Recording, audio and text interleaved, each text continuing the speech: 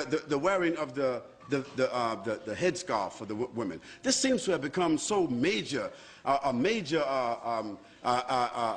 aggravation.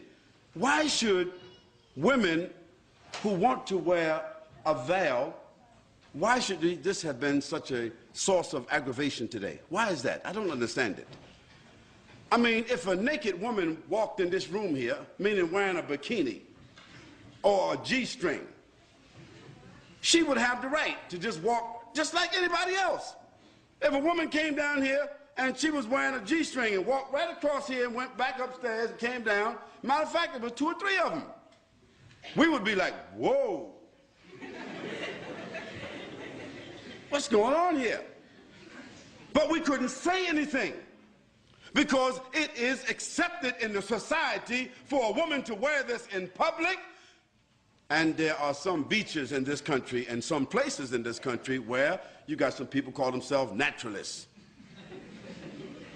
You know what they are. I don't have to tell you. That is, they believe that they should just walk around all the time naked. Now that we can't make a judgment call because according to legislation, the naturalists have a right. There's a man that was running across the whole UK for 3 months. Can you imagine that? 3 months with nothing but a hat and a pair of boots on. I mean, he's running. Can you imagine a man running through a village? Nothing but a hat and a pair of boots on. Because he's a naturalist and these are his constitutional rights. And for 3 months, nobody could say anything about it. Well, I say that in a society where people are allowed to express themselves that way, why should there be a problem about Muslim women, whether in the schools or otherwise, choosing the preference to cover their heads or to cover their bodies with loose garments? Why should there be such an uproar? Why is there the need for the media to assault and say Muslims want to take over our society and Muslims want to impose their values upon us and so forth? But I want to remind them that until 15 or 20 years ago, the nuns in the church, in the Catholic Church, they had to wear it. Is it right or wrong? And just recently, the Catholic Church has relaxed the uniform codes of the nuns where they can show a little cleavage. They can now wear a little bit, you know, put the cross right there in the middle. They don't have to wear a headpiece anymore, and they can show a little bit of thigh. Well, that's their right. We can't say anything about that. But when I went to church, to the Catholic Church, when I was 17 years old, all the nuns were looking like the sisters are looking today. So society has changed, but why should our values have to change?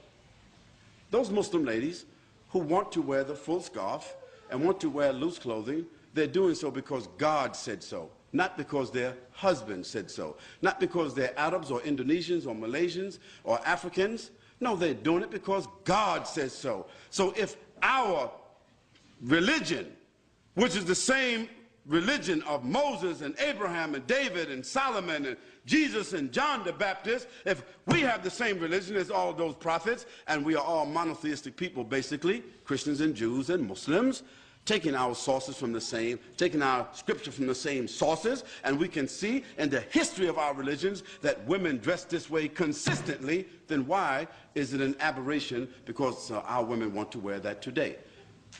What do they want our women to do? Do they want our women to take off their head scarves and all put on G-strings? Would that be sad? Or now y'all all the same, now it's okay. No, we say it's not okay.